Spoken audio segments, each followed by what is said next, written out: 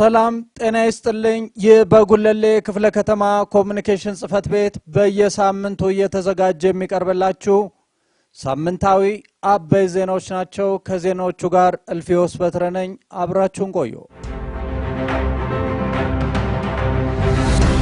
በጉለሌ ክፍለ ከተማ አስተዳደር በ2018 በጀት ዓመት የተገነቡ የትምህርት ተቋማት መሰረተ ልማቶች ግንባታ ተመርቀው አገልግሎት መስጠት ጀመሩ። በክፍለ ከተማው አስተዳደር ወረዳ 5 የቃሌ ቅድመ አንደኛና መካከለኛ ደረጃ ትምህርት ቤት ያስገነባውን G+4 የመማሪያ ክፍል ህንጻና G+1 የመመገቢያ ማዕከል ህንጻና በወረዳ 4 የቀጨኔ ደብረ ሰላም አጠቃላይ ሁለተኛ ደረጃ ትምህርት ቤት ዘመናዊ የእግር ኳስ ሜዳ፣ የእጅ ኳስ ሜዳ እንዲሁም የአጥር ስራዎች እንዲሁም ምረግቤ የማስዋብ ስራ ተመርቆ ለአገልግሎት ክፍት ሆነ። በምርቃት መርሃ ግብሩ ላይ የጉለሌ ክፍለ ከተማ ዋና ስራ አስፈጻሚ አቶ ወልዴ ወገሴ እንደተናገሩት የክፍለ ከተማው አስተዳደር የማህበረሰቡን ኢኮኖሚያዊ ማህበራዊ ችግሮችን በማቃለል ተጠቃሚነቱን ይበልጥ ለማረጋገጥ ለልማቱ ፕሮጀክቶች ትኩረት ሰጥቶ እየሰራ ነው ያሉ ሲሆን በክፍለ ከተማችን በመገንባት ላይ ያሉ የሚገኙ የልማት ፕሮጀክቶች የዚሁ ጥረት አካል ናቸው ብለዋል። በዛሬው ዕለት ለምርቃት የበቁት ትምህርት ተቋማት አስተዳደሩ ለዘርፉ የሰጠውን ትኩረት ማሳያ ናቸው ያሉ ሲሆን ፕሮጀክቱ ተጠናቆውን እንዲሆን አስተዋጽኦ ላበረከቱ አካላት ምስጋናቸውን አቅርበዋል። በምርቃት ስነ ስርዓቱ ላይ የክፍለ ከተማና የወረዳ አመራሮች፣ የትምህርት ዘርፉ አመራሮች፣ መምህራን፣ ተማሪዎች፣ የተማሪ ወላጆች፣ ነዋሪዎችና ጥሪ የተደረገላቸው እንግዶች ተገኝተዋል። የጉለሌ ክፍለ ከተማ ኮሙኒኬሽን ጽፈት ቤት ከክፍለ ከተማው ጤና ጽፈት ቤት ጋር በጋራ በመሆን ጤናማ ማህበረሰብ ለመፍጠር በትጋት እናገለግላለን በሚል መሪ ቃል የማህበረሰብ አቀፍ የጤና መድን አገልግሎትና የጤና አገልግሎት ዙሪያ ከተለያዩ የህብረተሰብ ክፍሎች ጋር የንጠያይቅ መድረክ ተካሄደ። በመድረኩ ላይ የጉለሌ ክፍለ ከተማ ኮሙኒኬሽን ጽፈት ቤት ኃላፊ ወይዘሮ ሰርካለም ተፈሪ እንደተናገሩት የኮሙኒኬሽን ጽፈት ቤት የተቋቋመበት ዋነኛ ዓላማ ከግብ ለማድረስ በተለያዩ የመረጃ አማራጮች ህዝብና መንግስትን ከማገናኘት ባሻገር ተቋማት በሚሰጡት አገልግሎት ህብረተሰቡ የሚያነሳቸውን ጥያቄዎች ገጽ በገጽ ከኃላፊው ጋር በማገናኘት ምላሽ እንዲያገኙ ያስችላል ያሉ ሲሆን ኃላፊው አክለውም በዛሬው መድረክም በክፍለ ከተማው በጤናው ዘርፍ ከህብረተሰቡ የሚነሱ ጥያቄዎችን በቀጥታ ምላሽ እንዲያገኙ በማስቻል ለተሻለ የህብረተሰቡ ጤና አጠባበቅ በትኩረት እንደሚሰራ ተናግረዋል። የጉለሌ ክፍለ ከተማ ጤና ጽፈት ቤት ኃላፊ ወይዘሮ ሄለን አሰፋ በበኩላቸው በጤናው ዘርፍ ያለውን አገልግሎት አሰጣጥ ለማሻሻል የንጠያይቅ መድረክ ጉልህ ሚና እንዳለው በመድረኩ ገልጸው በበሽታ መከላከል፣ በጤና መድን ሽፋን፣ ቤት ለቤት አገልግሎት ቅድመ መከላከል፣ በእናቶችና ህፃናት ጤና እንዲሁም በአጠቃላይ ጤና ሽፋን ዙሪያ በትኩረት መሰራቱን ገልጸዋል። መድረኩ ተገልጋዩ ማህበረሰብ በተለያዩ ጊዜያት በጤና አገልግሎት አሰጣጥ ዙሪያ የሚያነሳቸውን ጥያቄዎች ምላሽና ማብራሪያ እንዲያገኝ እድል የሚሰጥ ከመሆኑ ባሻገር በመንግስት በህብረተሰቡ መካከል መተማመንን በመፍጠር በጋራ ለመስራት የሚያስችል ነው ብለዋል። የውይይቱ ተሳታፊ የህብረተሰብ ክፍሎች በበኩላቸው በክፍለ ከተማው በጤናው ዘርፍ ላይ የሚሰጡ አገልግሎቶች ለውጥ ያመጡ መሻሻሎች መኖራቸውን ተናግረው በጤና መድን በጤና ዘርፍ ያሉ አገልግሎቶች የመድኃኒት አቅርቦት ዙሪያ ጥያቄዎችን አቅርበዋል። በንጠያይቅ መድረኩ ላይ የክፍለ ከተማና የወረዳ አመራሮች፣ የጤና ተቋማት የሥራ ኃላፊዎች እንዲሁም የተለያዩ የህብረተሰብ ክፍሎች ተሳትፈውበታል።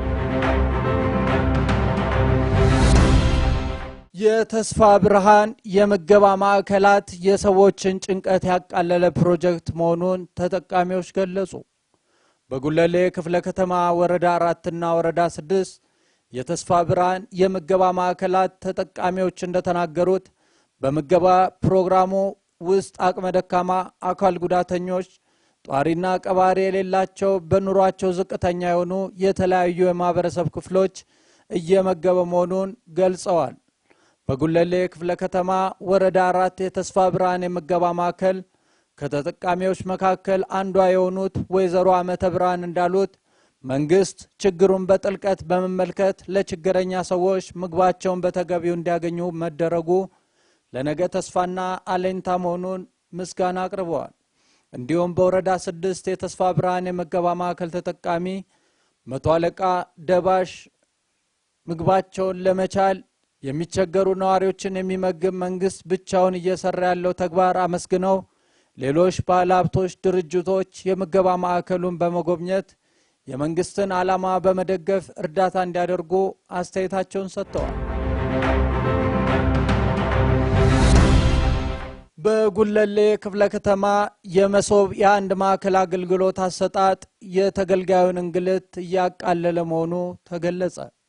የጉለሌ ክፍለ ከተማ ኮሙኒኬሽን ጽህፈት ቤት ያነጋገራቸው የማዕከሉ ተገልጋዮች አዲሱ የዲጂታል አሰራር ቀደም ሲል ይስተዋሉ የነበሩ የምልልስና የእንግልት ሂደቶችን የቀነሰ የኛንም ጊዜና ጉልበት በመቆጠብ ቀልጣፋና ግልጽነት የጎደለው አሰራር ያስቀረ መሆኑን በመጥቀስ በተደረገላቸው አዎንታዊ መስተንግዶ የተሰማቸውን ደስታ ገልጸዋል። የአዲስ መሶብ የአንድ ዲጂታል የመንግስት አገልግሎት የጉለሌ ቅርንጫፍ ስራ አስኪያጅ አቶ ኢዮብኤል ጣፋ በበኩላቸው ማዕከሉ የመንግስትን አገልግሎቶች ተደራሽነትና ጥራት በማሳደግ ለተለያዩ ማህበረሰብ በዘመናዊ መንገድን በአንድ ማዕቀፍ ስር ለማገልገል በትኩረት እየሰራ መሆኑን በመግለጽ የተገልጋዮች እርካታ ማደግም ለቀጣይ ስራቸው ትልቅ አቅም እንደሚሆናቸው አመልክተዋል። በመጨረሻም ማንኛውም የክፍለ ከተማው ነዋሪ ይህንን ዘመናዊና ቀልጣፋ አሰራር እንዲጠቀም ጥሪያቸውን አስተላልፈዋል። ይምጡና ይገልገሉ ብለዋል። የሸክላ ስራ ከባህላዊ ቅርስነት ባለፈ ለብዙ ቤተሰቦች የኢኮኖሚ ዋስትና እንደሆነና የሸክላ አምራቾች ባህላዊ ጥበብን ከዘመናዊ ዲዛይን ጋር በማጣመር ራሳቸውንና ቤተሰባቸውን ለመደገፍ እየተጠቀሙበት እንደሚገኝ ተገለጸ። የቡና ሲኒዎች፣ ጀበና፣ የአበባ ማስቀመጫዎች፣ የቤት ማስዋቢያ ዕቃዎች፣ የባህላዊ ጥበብ ምርቶች በከተሞች ከፍተኛ ተፈላጊነት ማግኘታቸውን አምራቾቹ የተሻለ ገቢ እንዲያገኙ አድርጓል። የማህበሩ ዋና ስራ አስኪያጅ ወይዘሮ ፀሐይ እንግዳ ወርቅ የሸክላ ስራ ከባህላዊ ጥበብነት ባለፈ የብዙ ቤተሰቦች የኑሮ መሰረት እንደሆናቸውና አባላቶቻቸውም በየቀኑ በሚያመርቱት ምርት የቤት ወጫቸውን እየሸፈኑ ሲሆን አንዳንዶቹም ልጆቻቸውን እስከ ዩኒቨርሲቲ ድረስ ለማስተማር ችሏል ብለዋል። እንዲሁም ስራ አስኪያጁ አክለውም ከዚህ በፊት ምርቶቻቸውን በአካባቢ ገበያ ብቻ ይሸጡ እንደነበርና አሁን ግን በማህበራዊ ሚዲያ በማስተዋወቅ በዘመናዊ ገበያ ስርዓት የተሻለ ደንበኛ ማግኘት በመቻላቸው ይህም የአባላቱን ገቢ በእጅጉ አሳድጎታል ሲሉ ገልጸዋል። የማህበሩ ምክትል ስራ አስኪያጅ ወይዘሮ ሚስጥረ ኪዳኑ በበኩላቸው ለሴቶች ለወጣቶች የሸክላ ስራ ትልቅ የሥራ ዕድል እንደፈጠረላቸውና ብዙ አባላት በራሳቸው ቆመው ቤተሰባቸው ማስተዳደር እንደቻሉና አንዳንዶችም ተጨማሪ ሰራተኞችን በመቅጠር ለሌሎች ዜጎች የሥራ ዕድል ፈጥረዋል ብለዋል። የማህበሩ ምክትል ስራ አስኪያጅ አክለውም ባህላዊ ጥበቦችን ጠብቀን ወደ ዘመናዊ ገበያ ማስገባት ከቻልን የሸክላ ስራ ወደፊት ለሀገር ኢኮኖሚ ትልቅ አስተዋጽኦ ያበረክታል ሲሉም ገልጸዋል። ባለሙያዎች እንደሚገልጹት እንደ ሸክላ ስራ ያሉ የእጅ ሙያዎች ለሴቶች ለወጣቶች የሥራ ዕድል በመፍጠር የቤተሰብ ድህነትን ለመቀነስ ከፍተኛ ሚና እንዳላቸውና የቱሪስት መስህብ በመሆን የሸክላ ስራ ወደፊት የበለጠ የገቢ ምንጭ እንደሚሆን ገልጸዋል።